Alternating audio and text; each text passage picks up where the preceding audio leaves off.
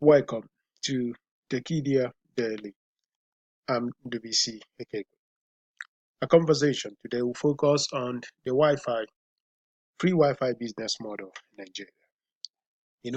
Over the last few months, we have been seeing companies offering free Wi-Fi services across major cities in the country. This is a very, very interesting thing because if you look just at the infrastructure challenges in Nigeria, you will not make up how somebody can be offering Wi-Fi services free.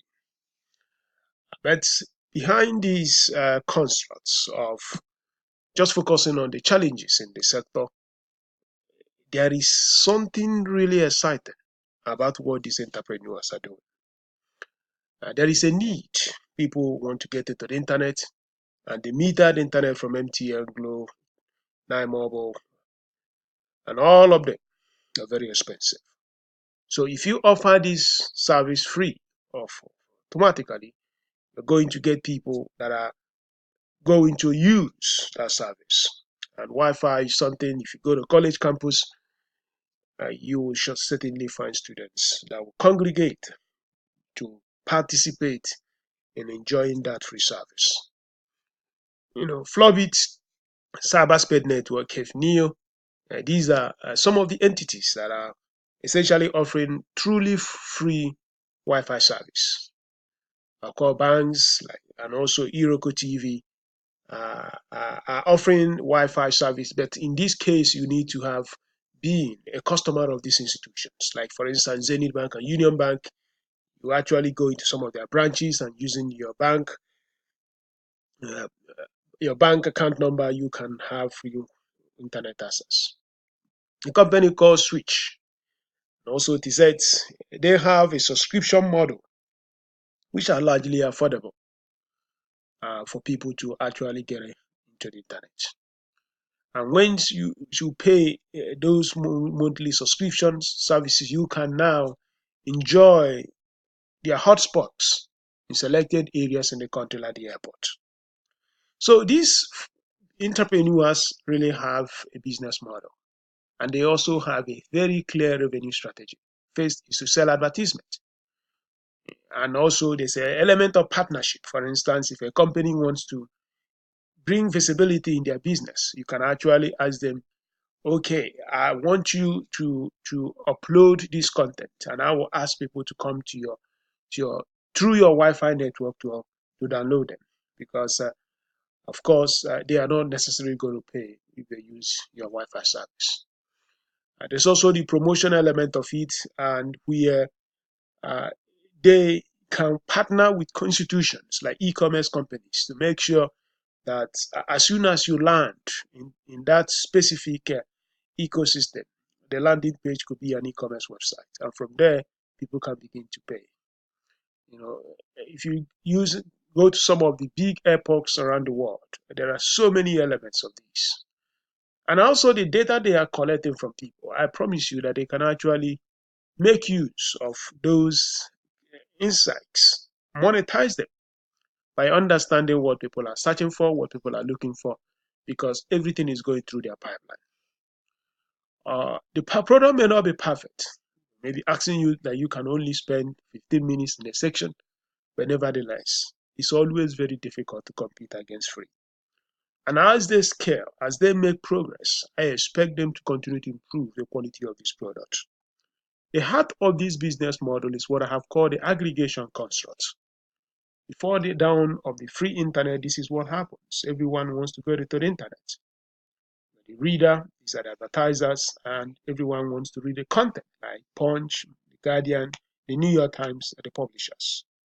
So we have to now figure out how we can get money, pay for broadband service from MTN, Glo, Airtel, and others. So when you have paid, you get access into the internet in order to enjoy these services.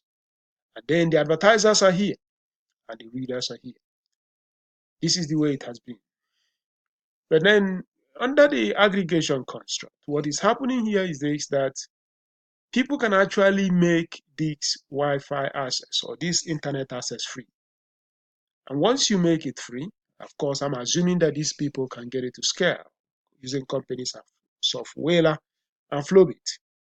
Now, it is also going to change the business models of these advertisers, because what is happening here is that the value will now be created around here. So you get into the scenario where instead of focusing on whether it's New York Times or whether it's Punch, whether it's Guardian, let me just focus on the local companies. Um, you can suddenly say, okay, let me sell this advertisement to Flowbit and Sofila in Lagos, knowing clearly that if their services remain free, as people want to have access to read what is going on in Punch and Guardian, if they come here, these people can now decide how that information is marketed. Because if the reality is this, they become the arbiters.